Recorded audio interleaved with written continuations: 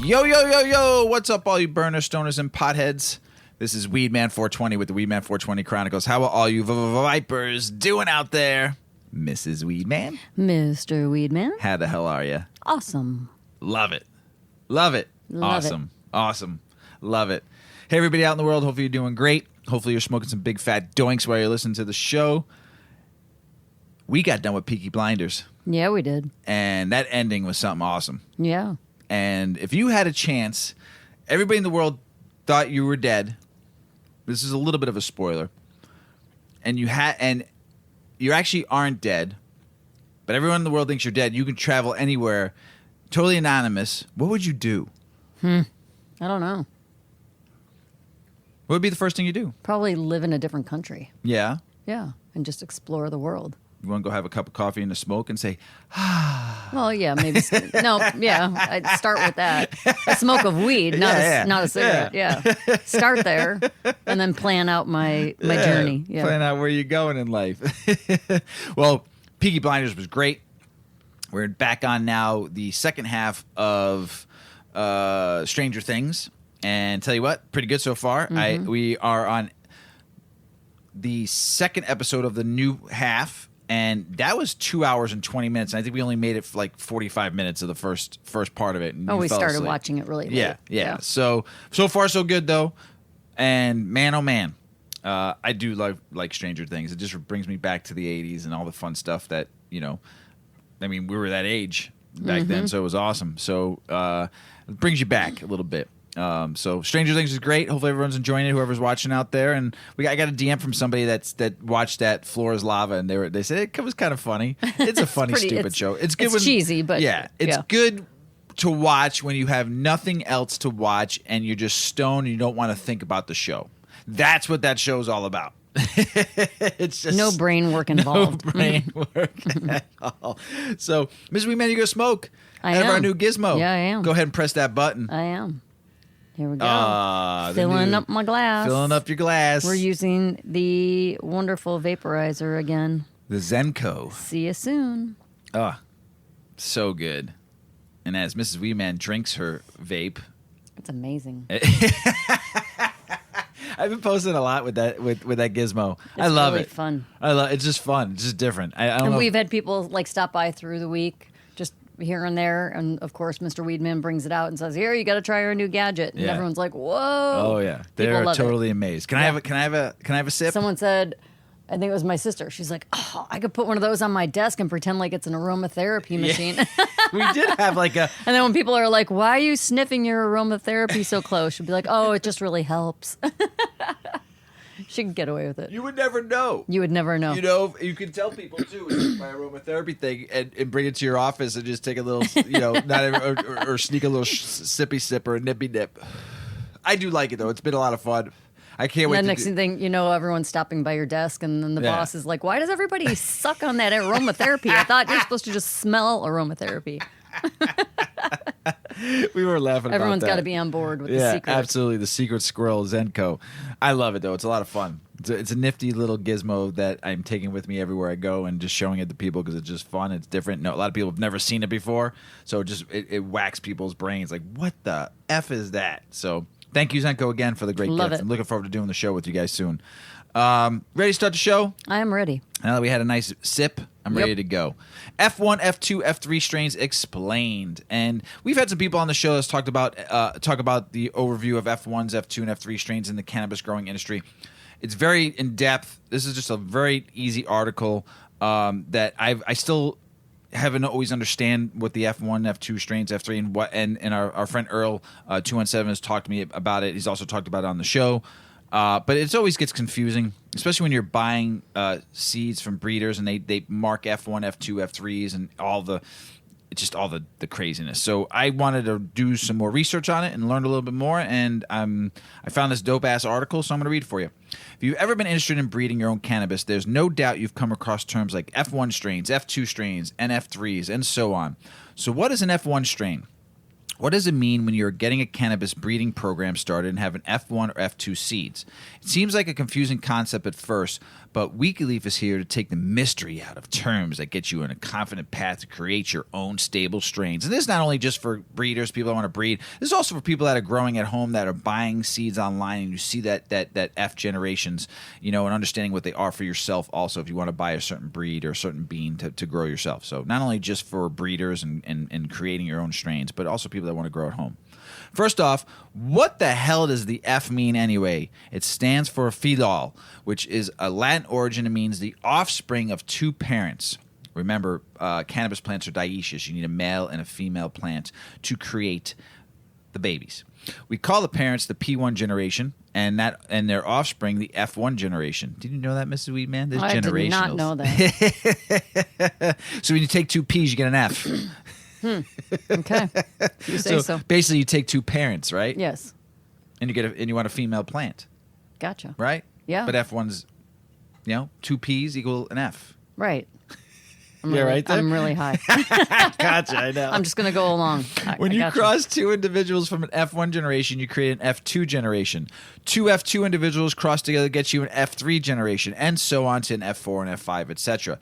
It's just a label breeders use to keep track of how many generations a cross has been bred down in an attempt to stabilize its traits. But what do these labels mean when you are growing them? At the most basic level, you can think of it like puppies. As cannabis and canines are pretty similar in terms of breeding. The mama dog and the daddy dog are the P1 generation, and their batch of puppies would be the F1 generation. The puppies come out looking either more like their mom or more like the dad, or a mix of both. This is true for cannabis as well as for the most part. The better understanding the F1, F2 generation seeds are, let's take a look at the old school cannabis in the Netherlands. Cannabis breeding.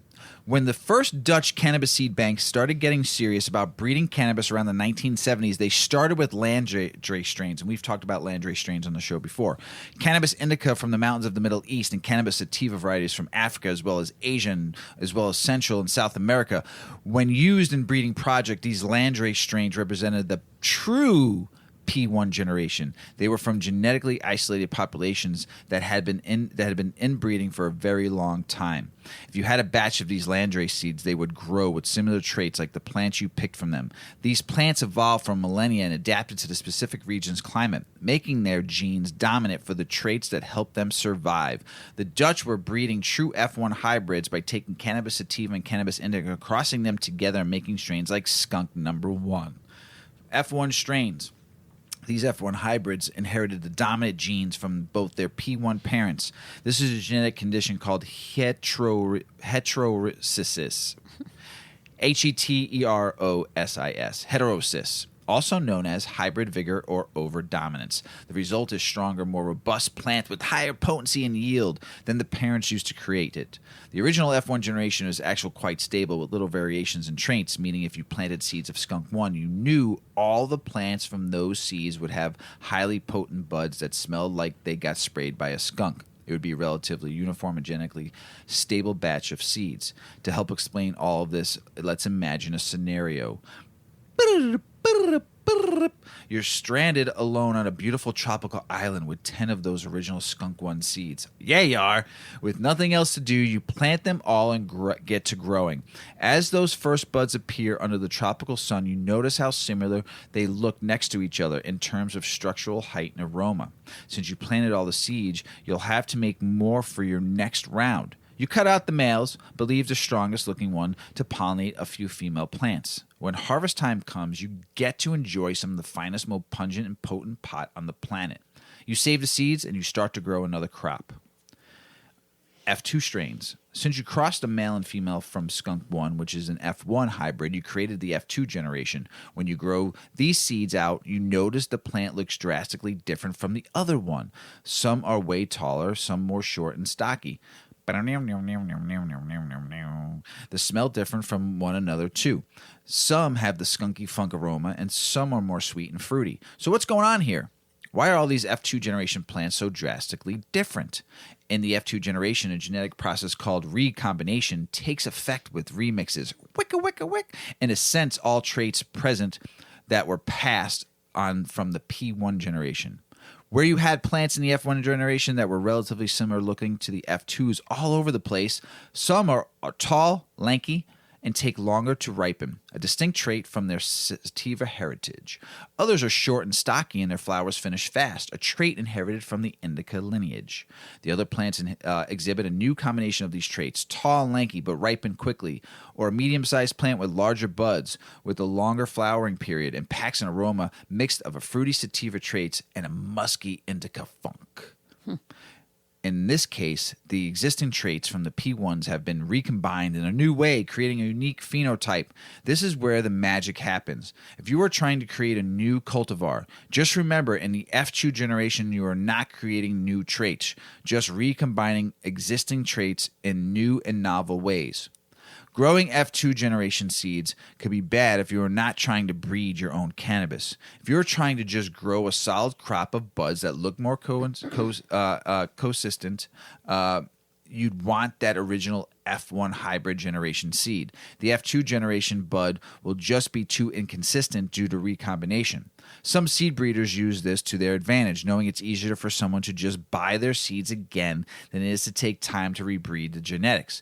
But a dedicated and true cannabis breeder knows that after the F2 generation is where the selection work begins. Man, this is when we had, there's more, I'm going to read the rest, but this is when we had DVG and Umami. And this is what those guys do. This is what they do for a living.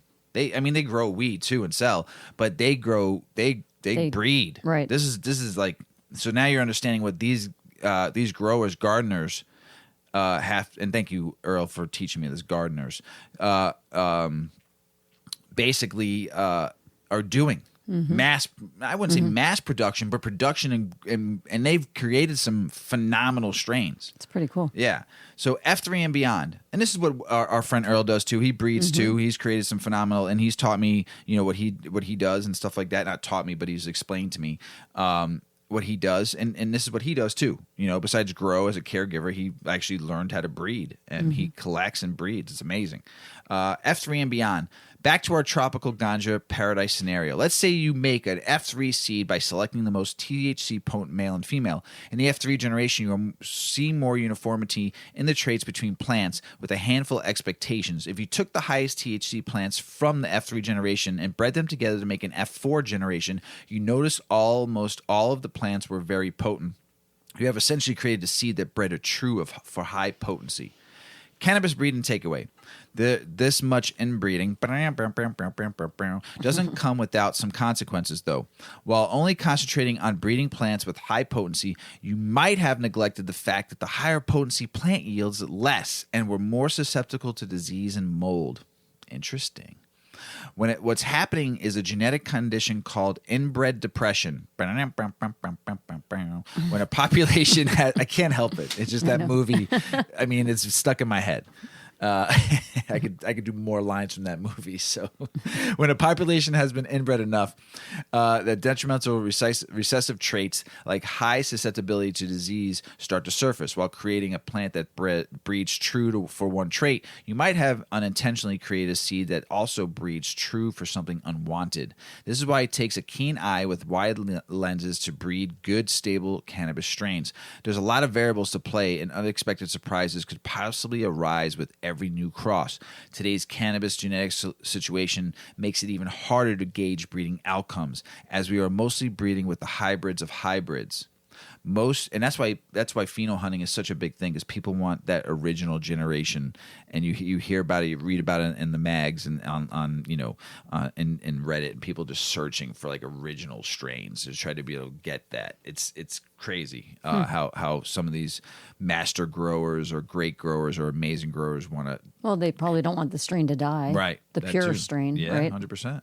Most F1 crosses made today have considerably more variation than the original F1 hybrids the Dutch made, because a large percentage of today's cannabis strains share common parents in their lineage. If you've ever crossed two of your favorite strains, you might have noticed the crazy variation of non-uniformity of traits in the seeds produced in the F1 generation. This is because we are not using the P1 landrace parents, but rather breeding hybrids with hybrids. And I was reading one of Reddits that someone like found some old seeds, like landrace strain seeds from like the 70s. Wow. Someone was saying that he who knows if it's true or not, but I thought it was pretty cool if he did. Wrap it up. For the aspiring cannabis breeder, all these labels and terms can be a little daunting at first, but fear not. If you're like most of us and don't have access to landrace genetics, one way to ensure a successful breeding program is to use seeds from reputable and experienced breeders that diligently track their strains and pedigrees. This way, you can get a strong start down the path to creating your own amazing cannabis genetics, or getting feminized seeds to, as Mrs. Weedman takes a rip and she's choking. Yeah, right there, Mrs. Weedman. Some strong stuff, huh? Yeah. So as we say, it's complicated, and just you got to buy. We've said this before. You got to buy from reputable sources. Know your breeders, know the genetics. I'm learning. I bought some genetics that weren't the greatest, and I was, you've heard say on other episodes too. I was young buying it. I didn't know to look for feminized seeds because I don't have a big tent. It's fun to get a male every once in a while, but it's not fun when you spend money and you get 10 seeds and 7 of them are males, and 3 of them are female, and it sucks. Yeah. You got it cost you $100 for that seed, for that pack. But if you got a tent like I do, a 2x4x5 tent, you want to yield every time. You can only grow a few plants. Right. So if 2 of them end up being it takes time. Male plants. Right. It's like you just lost 3 weeks. Right. And I have a bunch of reg seeds I bought, but I also now I'm just finally looking just for feminized seeds, just because I just want to grow and yield, get weed, grow and get bud. One day when I have my bigger grow, I will be able to breed and do some cloning and have some fun for myself, just experiment, see if I can do it. But right now I want to grow buds. I want to get a good yield and then go move on to the next to grow buds. So yeah, I'm moving just to better genetics of F1s and looking for it. And, with my friend Big Earl will help me out always too. So, Mrs. Weedman, this is Mr. Weedman. Remember I told you that, High Times has been throwing it out there lately. Yeah. Here's another one. Yeah. Tell us about it. Hopefully I won't be coughing again. Take bigger rips. I'm pretty high right now, and my mind is spinning because I think we talked about that dreamy property a few weeks ago. There's just this dreamy piece of land that feeds my brain every night with ideas. So I'm in my la la land of, especially when you get baked, like, you oh start my God. creating. Last night I've got like a whole compound figured out in my brain. Anyway, okay, let's get back on track. This is what happens when you smoke. Sometimes good thoughts. You get really creative and you can't get back on track to what you're really supposed to be doing. You get off on these little tangents. So I have an article here. This is from John Capetta from High Times. Article is The Cannabis Industry's Identity Crisis. Our Escape Has Gone Corporate, an allegory on why life sucks right now.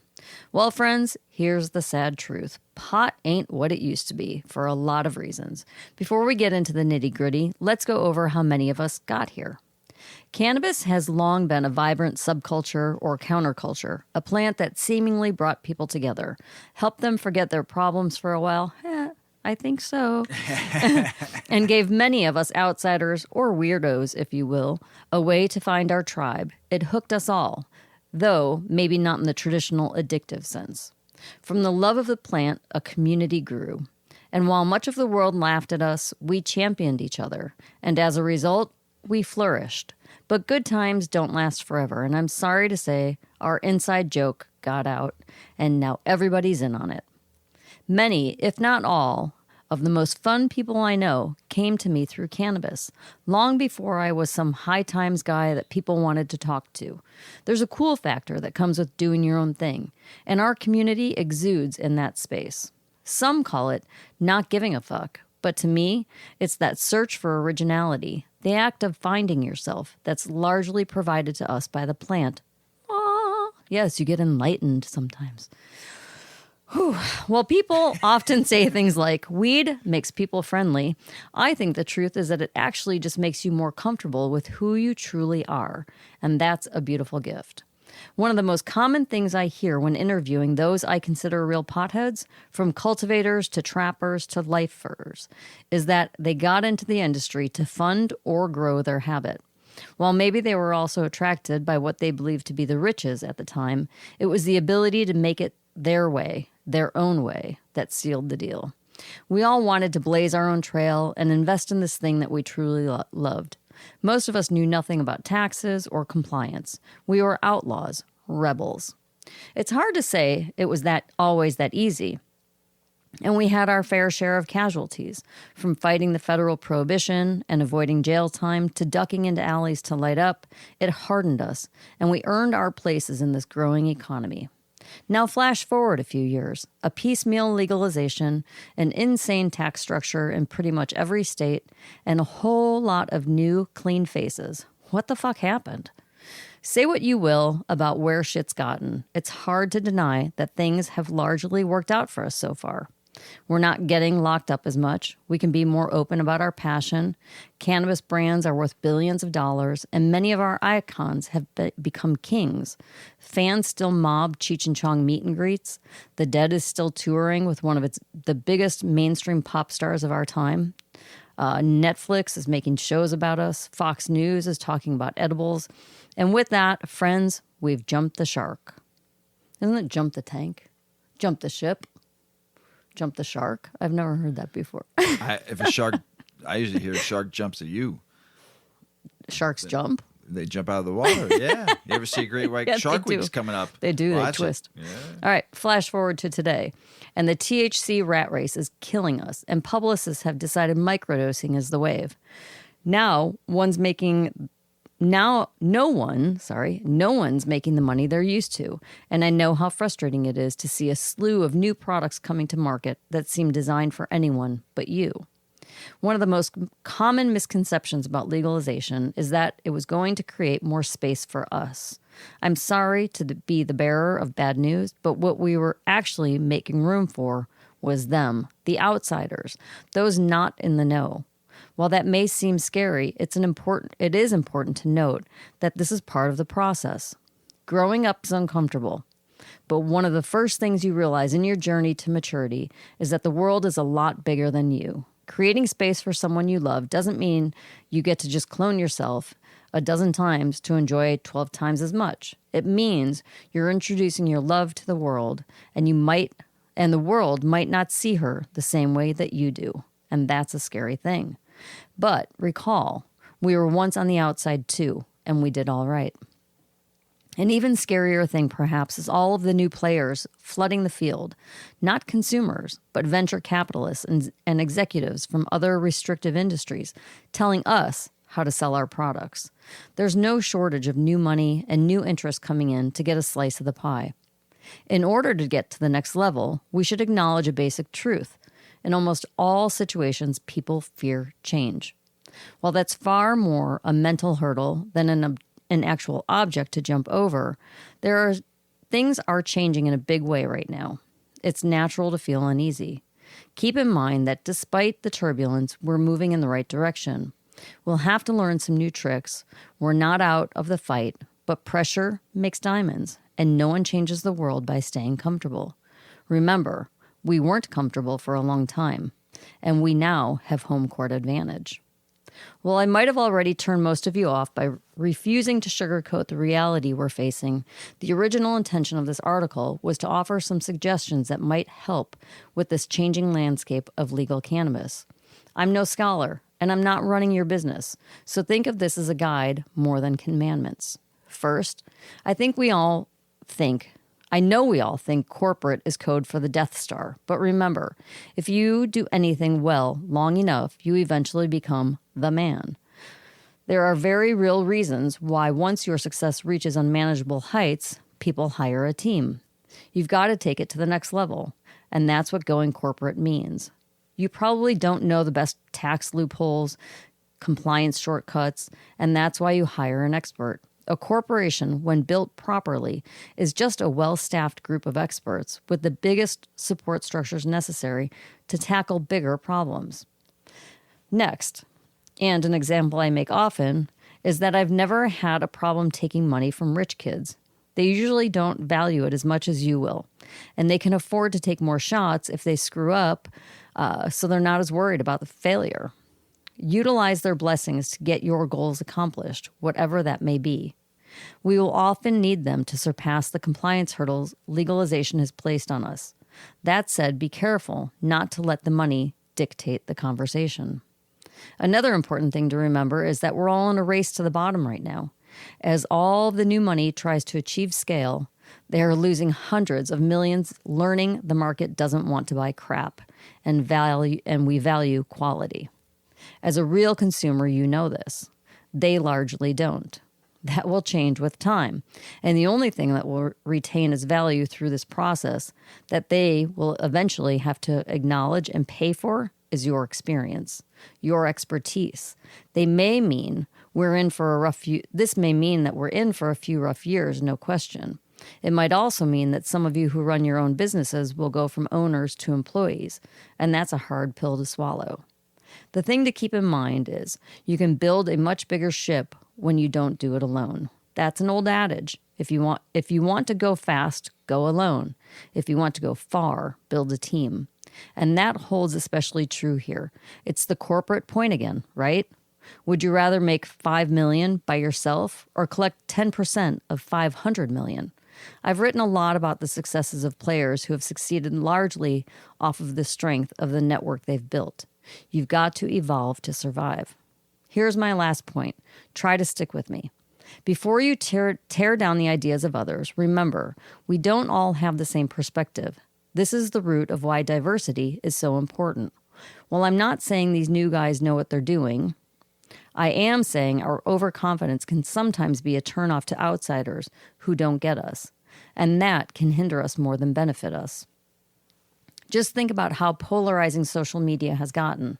We can't even mention sexism without 1,000 individual and unaffected perspectives trying to tear down the basic notion based on their personal experiences. It gets visceral. We need to remember to look outside ourselves and, when necessary, help others see your perspective from a place of understanding, not judgment. This is something I definitely need to work on myself, but I know it will help many of you as well. Ego should be all of our biggest enemies. If there's one thing cannabis lifers have in common, it's that we're in it for the long haul. We're not going anywhere. We couldn't imagine being anywhere else. While most of these fair weather fans will head to the new wave once the next billion-dollar opportunity comes along, we'll still be here. But let's not make the party. That line, it hit me when I read that. But let's not make the party we're having unattractive to outsiders, because we'll all need customers. I often joke that most of the industry's problems stem from the fact that not enough people involved in the supply chain are smoking. That's especially true for all of the new faces joining us to take advantage of the supposed gold rush. But a lot of the ones that are typically not high enough, and we can all use each other's understanding as we navigate through this trying time. I don't know about you guys, but my love of weed is one of the only things in my life I'd never have to fake. And we are finally in a time where we can celebrate that around the clock, basically anywhere. Don't forget how many people died and went to jail over cannabis. Things could be looking better than ever before. It's just a matter of perspective, and we will get there. Great. That was great. Great. On fire. I'm telling you. I haven't seen them write like this in a while. Really good. Passion.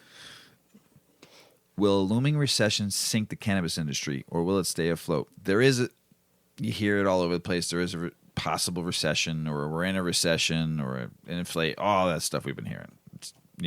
But is the cannabis industry foolproof? Can it dodge this?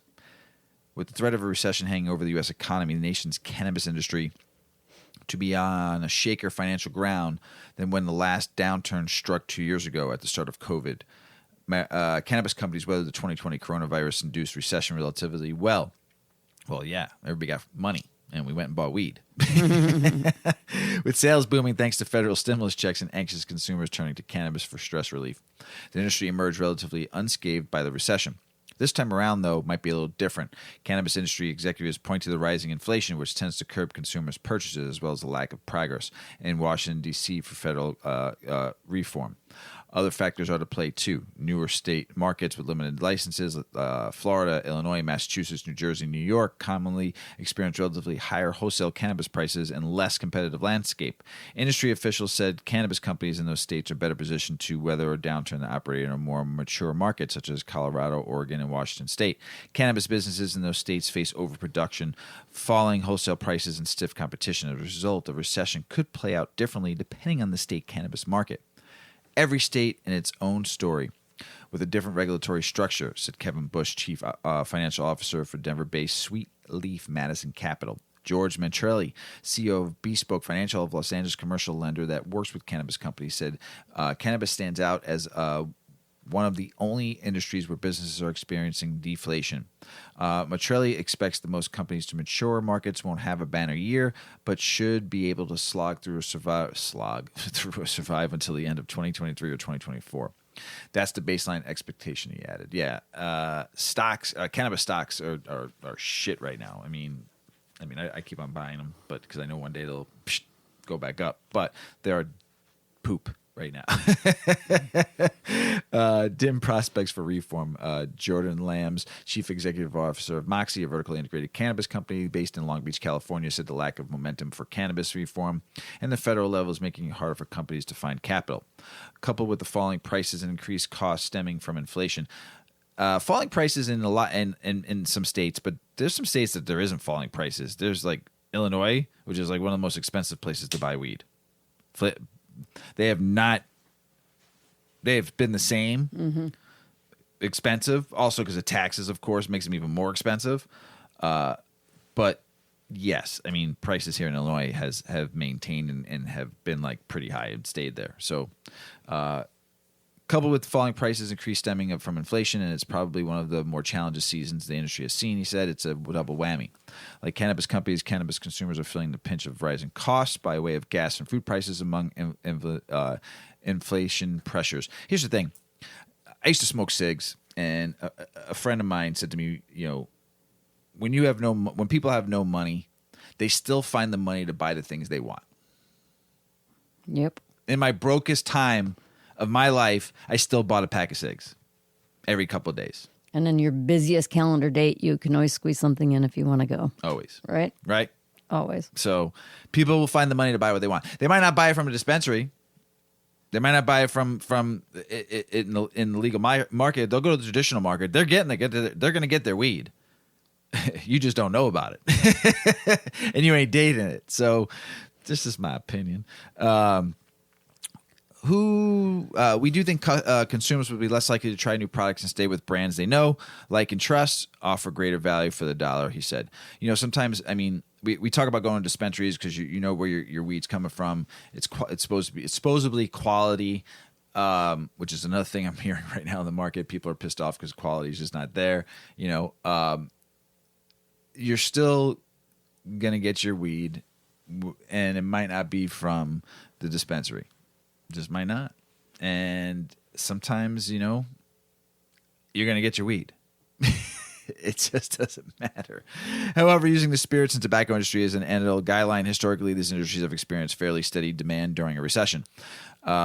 CEO of Peltfast, Jason Vicksteady, a sales marketing agency for the cannabis industry based in Irvine, California, agreed if you took alcohol beverages, economic downturns typically do not hurt the industry, he said. Instead, what we see the consumers looking for is value alternatives. I would expect the same trend in cannabis during the economic slowdown.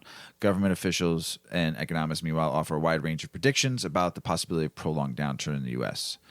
Now versus 2020, the industry was booming in 2020. COVID recession and the pandemic lockdowns of 2020. A lot of people were smoking more weed. Then consumers were flush with cash from government stimulus checks and had fewer options for spending the discretionary income, given the travel shut down and restaurants shuttered. We saw this in the early days of COVID, when branch retailers quickly adapted to new remote workflows, socially distanced retail models, and changing government rules. The cannabis industry is well positioned to succeed regardless of the headwinds and faces an economic or otherwise. Tips for companies to survive. The key to success in the cannabis industry is don't panic. Don't panic. It'll all be okay. That's from Mr. Weedman. The prices go down as markets mature, Cohen said. If you can't be good, efficient operator, then you'll die, he said. If you want to weather this out, you need to think about the reality of where this market is headed. Nirup Krishnamurthy, Chief Operating Officer of Schwazi, a Denver-based cannabis company, agreed, saying cannabis companies must keep their cost under control. Yes, and also, you know what, though? It's very hard for these companies when they have everything on the line, all their own money, with no help from banks, and taxes are fucking outrageous. Taxes they got to charge the consumer, and also taxes they get charged. So, I mean, yes, like I said, don't panic, but it's hard for people to keep costs under control when it costs so much. So, John Yang, CEO, founder of San Francisco-based cannabis tech firm Trees, said cannabis companies should be reviewing their profitability and margins via hard data and industry trends. People need to focus on operations, on what they're doing, he said. See, this is where I get a little frustrated, too, is because you got all these experts. I just call them experts because they kind of think they are. They just think it's all about data and trends, man. In the end of this all, before it went legal and stores were opening up and data companies were finding all this fucking data and keeping track of what you bought in the stores and how you algorithm this and tech that and bullshit this. In the end, everybody, we just need to free the plant and grow your own fucking smoke, and you wouldn't be a part of all this. You'd be growing it like tomatoes, and you want to be just a number. And you want to be 20% more than they think they need to buy, or I need to do this. Great, I'm glad people are part of the system, and they can open up an old store and make a living off of it. But like I said, $1 billion for one company to make when you can have 500 people making $250,000 a year and having a good lifestyle for themselves. That's how I feel about all these numbers and data and bullshit. Data and tracking don't mean shit to weed. Never forget that, everybody. Weed is your friend. I'm ending with that. Cats and dogs, we got one. What happened when our dogs ate some weed? And they got punchy. Paco, I think we've talked about this. I don't want to repeat an old story, but our older dog, not Yuki, but our past dogs in their older years, from time to time would get a little dropping of something when we were making an edible or making a butter. And it's pretty funny. I mean, they hadn't gotten enough that they were just enough that they were acting funny, and it was entertaining, and they were not at harm. But there are those times where you just don't know what your dog or cat consumed as far as cannabis goes, and so we got a little article about your dog or cat just ate your cannabis. What should you do first? Pets are companions with whom many owners tend to share most things. Dogs and cats are predominantly involved in their daily activities of their owners. This has brought on instances where these pets end up eating more than what was given to them on their tray. The question of what to do when your pet eats weed is a good question for all pet owners to know the answer to. We're going to address some of the primary things to do when your pet eats weed, and also answer if there's a need to see the vet. The first action of many pet owners when they realize their pet has consumed weed is to panic. While this action is very natural, obviously it's not going to help. You need to worry about the well-being of your pet. Some of the things that cannot be done in a panic state, so stay calm. After this has been done, oh my God, I can't even read. There are some things, after you're calm, there are some things that you must confirm before deciding whether or not you want to take your pet to the vet. Sorry. Determine the type of cannabis eaten. There are different types of cannabis products that your pets can get their hands on. It is therefore important that you carefully ascertain what the pet has consumed to know how best to handle it. The most common type of weed pets consume are buds. They are also more dangerous to pets than the leaves of the plant. Likewise, infused oils and butters from the leaves of the plant contain high levels of THC and are dangerous to pets. Weed products that contain mainly CBD are less detrimental to them because the THC is what majorly affects them in a negative way. Cannabis edibles are very common nowadays, and they can be easily consumed by your pets. Surprisingly, some of the most common edibles in circulation pose great risk when consumed by pets. That would be chocolate ones, because then it's a double whammy, right? Double. This risk is not limited to THC alone, but there's also ingredients like chocolate, and that can be more dangerous for dogs especially. This means pot brownies can easily send your pet to the vet, so it's best to keep them away. Gummies and candy edibles are also very detrimental to the health of dogs because they could contain xylitol, which is very risky and possibly fatal to dogs. Take note of the symptoms of weed toxicity. Pet owners who have cannabis products in the house must be capable of identifying symptoms of weed toxicity in their pets. This is because it is possible for the pet to have consumed the weed already without leaving any traces. At this point, the symptoms of weed toxicity are the best bet to inform the pet owner on the best course of action. Cannabis toxicity in pets is a very serious condition, and it must be treated as such. 2 cases of deaths of dogs after cannabis consumption in Colorado between 2005 and 10 show how detrimental it can be. That doesn't sound super serious. There's 2 recorded dog deaths over a 5-year period. Well, just like cannabis has never killed anybody. Right. I mean, 2 don't dog get me deaths? wrong. It's still sad. It's sad, and you still have to be careful, but maybe, yeah, I don't know. Okay, moving on. Pets begin to show signs of weed consumption very early, depending on the type of product consumed. Dogs or cats that consume buds, flour, oil, or butter will show signs within an hour. When pets consume edibles, it takes longer for the symptoms to show. It can take as long as 3 hours for the first set of symptoms to manifest. Like humans, animals react differently to weed due to physical and biological variations. The first set of symptoms common to pets when they consume is a depressed or lethargic state. Some animals, on the other hand, are known to become overexcited and full of anxiety. The second set of symptoms are gastrointestinal disturbances after the THC has been absorbed into their bloodstream. Diarrhea, drooling, vomiting are common to animals as THC is being stored due to its solubility in fats. Other associated symptoms include dilated pupils, tremors, low body temperature, leaking urine, slow heart rate, and low body temperature. Some of these symptoms might not manifest, but once 2 or 3 of them start to manifest, it should be a guide for you on what to do next. Take your pet to the vet. Cannabis toxicity is a very serious issue that must not be taken lightly by any pet owner. The first series of actions are majorly supportive, as the final base of actions to help the pet must be done by the vet.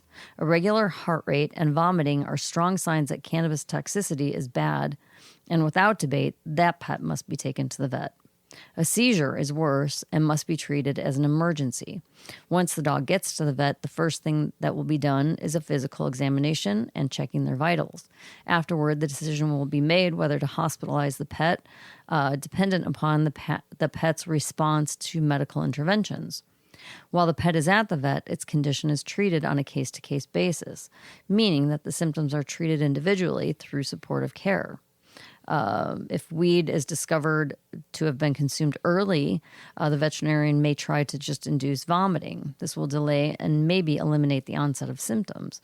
In cases where symptoms have developed, the pet after hospitalization is then administered fluids, anti-nausea medication, and cardiovascular support. For pets that consume brownies, chocolate is very harmful. Their treatment may be more aggressive. They will need to possibly use activated charcoal, anticonvulsants, antiarrhythmics, and fluid therapy. This further shows why it's important to get the pet to the vet once ingestion and symptoms are established. Bottom line, we have shown that once ingestion of weed is obvious in pets, it's important to take responsibility for some things.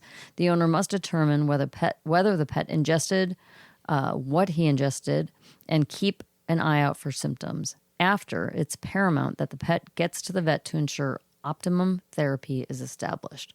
I know somebody very well who is a vet tech. I want to ask for some personal insight on that. Yeah. Like how frequently people bring their pet in for that. Yeah. I'm sure it's really common. I guess the big problem is that dogs, if it's kind of like a kid, they don't know that there's cannabis in it, so they eat. Well, an animal has no control over quantity. If there's 10 brownies, they're going to eat them all. Yeah. A kid, if there's a bunch of cookies, they might eat 1 or 2. So that can be a 3 or problem. 4. Yeah, or 5. So that could really be a problem. Yeah. So I'm not saying don't take it serious. I am saying follow up with your vet, but I don't know. I would think if it's a small amount, like when our dogs had a very small amount, it was Paco was fucked pretty up. funny. He was just like he was like just nervous. He was so nervous and punchy. Oh my gosh. I'm very pissed off at these nitwits, Tucker Carlson, Laura Ingraham, and all these people talking about bringing back reefer madness again, and talking about the person that shot everybody at Highland Park and the mass murders that have been going on lately. They're blaming reefer. They're saying reefer madness, cannabis is the reason. One of the reasons why these nuts. kids or people are going on killing mass shooting sprees. I like to say to both of you and all your friends, you suck.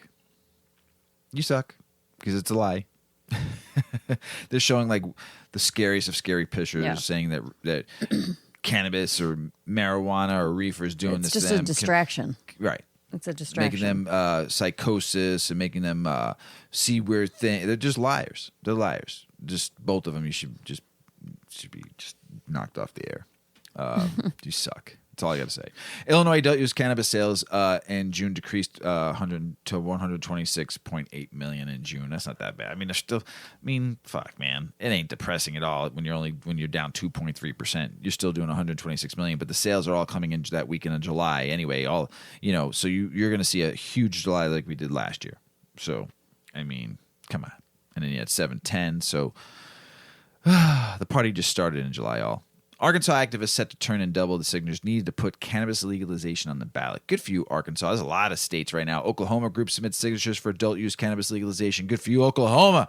Nebraska activists meet raw signature goal for medical cannabis ballot initiatives as campaign makes final push. Good for you, Nebraska. And here's another one, too. Just read earlier today. South Dakota once again had to go get the 20-something thousand signatures to be put on the ballot for recreational. They already won last time, and their governor scratched it off and just said, no, your votes don't matter. So they had to do it again, and it's going to have to go on the ballot again. So North Dakota, get ready because they're going to win. Here's sucks. WNBA star Brittany Greer pleads guilty to cannabis charges as Russia calls out U.S. hypocrisy in maintaining criminalization. Sad. For one cartridge or 2 cartridges, you might have to do 10 years. Jeez. And we're not on Russia's good side right now, so I don't care what Biden tries to do. They're holding it against her. Yeah, 100%. They need to let her go, Russia. That has nothing to do with her. What's going on with our government and your government? That poor person didn't do anything wrong. She's a basketball player. She needed a little cannabis to help her sleep at night. And come on, man. Don't do that. She went to your country to play basketball in a sign of good faith. So just because you're pissed off at our government doesn't mean you need to be pissed off at us. So D.C. mayor signs bill to let medical cannabis patients self-certify without doctors, sidestepping federal blockade. There you go, D.C. mayor. I like her. Here's cool. Here's something really cool. Cannabis, the word cannabis itself, replaces marijuana in Washington State's legal jargon starting in August. Yay. That's fucking awesome. As we all know, the marijuana spelled with the H is a sign of racism. Started in 1937 by Harry Anslinger. It was all racism. I've told the story many a time. So get it off and put cannabis. I love it. Love it. So happy. I did my little reel earlier, and I talked about blunts versus joints, and I told my story with the first time I smoked a blunt when I was in the Bronx. Philly's blunt. Just my first time. I was 17 in the school parking lot. Flew up there, met some buddies, and we went and got a dime bag. And I'm like, "What is this blunt you're talking about?" I smoke joints, and they're like, "Oh man, this is you never." I'm like, "No, man, I don't know what fucking Philly blunt is. It's like the cheap plastic wrap cigars, had a little Philly wrap around it, and the wrapping was a little sweet, and you'd break it open, crack, throw your weed in there. Just leave a little bit of cigar tobacco in there and weed, roll it up and smoke it, maybe blast it. That was the first time I ever smoked one in the school parking lot and when I went to go visit friends in the Bronx. Crazy. So blunts versus joints. Yeah. What do you need to know? I actually have my favorite, like early weed experience with a joint was we were babysitting. My girlfriend's dad got remarried and they were having a baby, and then she had a half brother. Yeah. And so, no, she had half siblings, a little brother and sister, and then the mom was pregnant. So her dad brought us up to their cottage with the two older siblings, and then he went back to Chicago with his wife to have this baby. And we were in high school, so we were taking care of the little ones, keeping them busy for the week while they had the baby and got the baby home. So sure enough, one of my girlfriends got like a probably a dime bag, right? Couple buds for us for the weekend or the week. And we rolled a joint, and me and Vicky sat on this bed in the bedroom, and across from the bed was it was like a cabin, right? So it was all dark wood and red and black plaid. And we're sitting on this bed staring at the window or at the mirror. And it was like we were so high, it was like an out of body. I think we sat there for like an hour and we're like, what if that's not really us? What if we are in the sky and we're just looking down and the people in the mirror are really us and we're not really oh my God, we were so high. That was my favorite, like one of the best get high experiences when I was a kid. So anyway, we have a story here on blunts versus joints. Everything you need to know about cannabis roll-ups. Knowing the difference between joints and blunts will help you get the most out of your cannabis experience. Here's everything you need to know about the difference between the two. There are countless ways to enjoy smoking cannabis. You can smoke weed out of a bong or a pipe. You can mix ground cannabis with tobacco to make spliffs. You can even ingest your pot through edibles. But no method of getting stoned is more popular, easy, and time efficient than joints and blunts. I'll start off by saying that it all comes down to personal preference. But I've been a cannabis enthusiast for many years at this point, and the majority of other stoners I bump shoulders with prefer joints and blunts more so than any other method of smoking. So why are blunts and joints such a preferred way to toke up when you want to smoke? In this article, we'll be diving into the difference between joints and blunts, the pros and cons of smoking blunts and joints, and the loads of other useful information for both the casual and serious toker. Well, the blunt or joint experience. While I can only speak from personal and anecdotal evidence, the experience between these is vastly different, even if the two are relatively close to each other from an outward appearance. But let me drop my thoughts on the matter so that we can get a bird's eye view. Smoking a joint. Joints are typically rolled up in white or tan papers that are light and thin, meaning they tend to burn at a much quicker pace compared to blunts. Joints typically tend to have less weed rolled up in them as well, sometimes as little as 2 grams, which also decreases the amount of burn time. The benefit here is that joints tend to be much more flexible and transportable. What I mean by this is that you can often roll joints on the go in buses, parks, walkways, wherever. And because of the lighter cannabis amount, they also mix well with other leaves, such as tobacco, to make a spliff. So sure, they're not as much of a party as a blunt, but they make up for it in their portability. So what are the pros of smoking a joint? Well, the flexibility to smoke them on the go and the option to lace them with a pinch of tobacco is usually enough to sway many people toward making joints their favorite method of smoking. An extra benefit of joints is that they are far more common and available, and you can easily find pre-rolled joints at most common dispensaries. The cons of smoking joints are that unless you roll them very well or maybe include a filter, the flimsy paper you use tends to make smoking the tail end fairly tough. This often leads to wasted weed, burnt fingers, and harsh smoking experiences. Smoking a blunt, on the other hand. By and large, blunts offer much more of a party. When you're looking to sink into the couch or settle into a 64 race cup in Mario Karts, blunts are the preferred method to go. Blunts are typically rolled thicker than joints, meaning you can fill them with more ground cannabis. And because the weed inside of them is packed more densely, blunts typically burn slower compared to joints. Unless you get a pre-roll from a dispensary, geez, they pack those so tight, they're like little bricks. When they're rolled like that, Yeah. they suck. Yeah, they don't smoke. The effect is elongated even further by third-party coatings, glues, and different materials that also reduce the speed at which blunts tend to burn. So it's more like a cigar.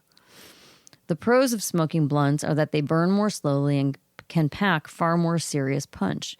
And because blunts are typically rolled from emptied out cigars or specialty papers, it is often easier to smoke using flavored blunt wraps. Oh, we have. Yeah, we've done that.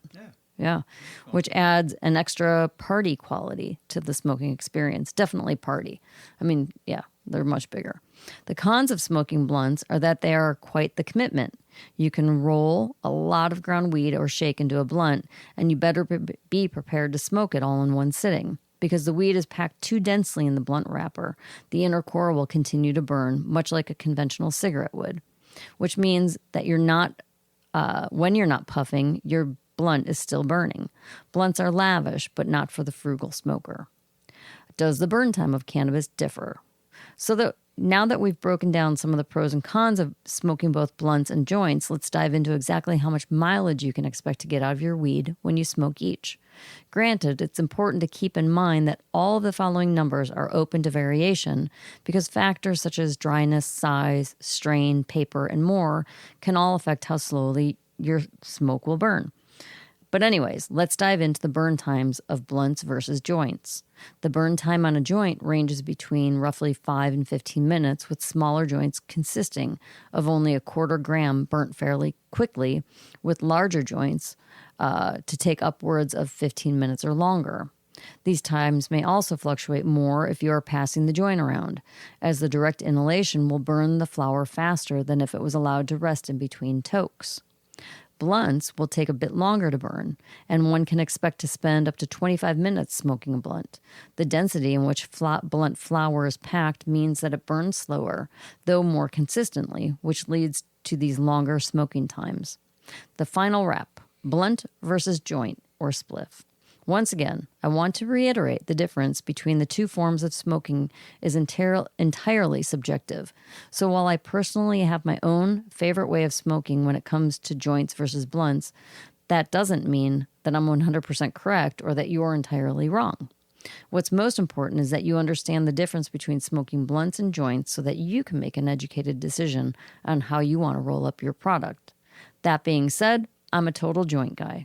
A regular joint on a sunny afternoon is an awesome way to spend a summer day.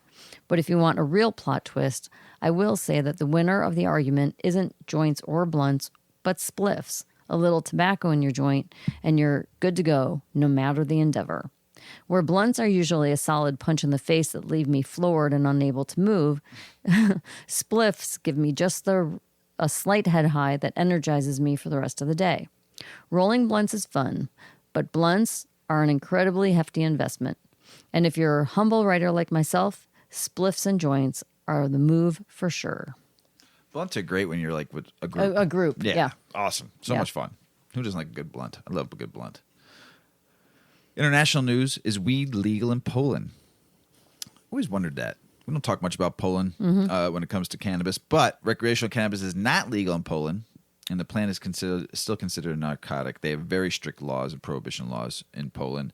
Poland has a reputation for conservative country in Europe, but they do have a medical program that was started in 2017. The medical program does allow you to get a card. I think you can buy cannabis in 1,500 pharmacies. But these are more readily available in urban areas than the rural ones. Medical patients are responsible for 100% of the cost of medication, making it cost prohibitive to many. You can get penalties. If you get busted with cannabis illegally, you can do 3 to 12 years. Oof. Is CBD legal in Poland? Yes, it's not a controlled substance in Poland. You can find CBD and CBD products for sale, including flour, oils, tinctures, and food additives. Crazy. Can you grow your own weed? No. Visiting Poland? Don't get caught with it. That's all I got to say. Music. Yep. How do you create on cannabis? Well, I can create on cannabis. You can. Music? There's certain strains that get me super creative. Music? You can I can't create music. What are we talking about here? I don't know if I could truly really create on cannabis. I can come up with really good ideas. That's really creative. Is that creative? Yeah. Well, that's fine. Then I can come up with some good ideas. Yeah. I have. Yeah. A lot of Weedman 420. We actually had a listener reach out to us today and say, hey, are you guys ever going to start up like a Spotify with all the songs that you talk about? Well, here we are with another song in reference to cannabis. So we are going to work on getting a Spotify. I've been posting stories every day, like 4 or 5 stories, and I've been putting music to my story. Yeah. Like it has to match. So if y'all, we'll get a playlist together. yeah. So I've been putting a lot of stories lately because I've been finding a lot of fun stuff. But I've been making sure, like I posted one with Charlie Brown and Snoopy, and they got their weed from Scooby. So I put Scooby Doo with Scooby Doo music on there. Scooby Doo, where are you? Oh my gosh. We got some work to do now. Go ahead, tell us how to create, because I'm baked. The best strain for creating music, according to one producer. Multi-platinum producer and cannabis and psychedelic advocate for trauma healing, Jonathan Hay, recruited love and hip-hop star Solo Lucci for Drake's song Marvin's Room. Recorded in Dallas, Texas, the Drake reimagined track falls under the new jazz genre, which blends elements of jazz. You like that? Elements of jazz. Which blends elements of jazz. Now I'm jazz. Which blends elements of jazz and house music. Sounds good. With the song strategically released during LGBTQ Pride Month, executive producer Daniela Carter, a trans activist, wants to bring awareness to Texas anti-trans laws and how it's deeply disrupting and hurting the marginalized trans community. The Cannabis Connection.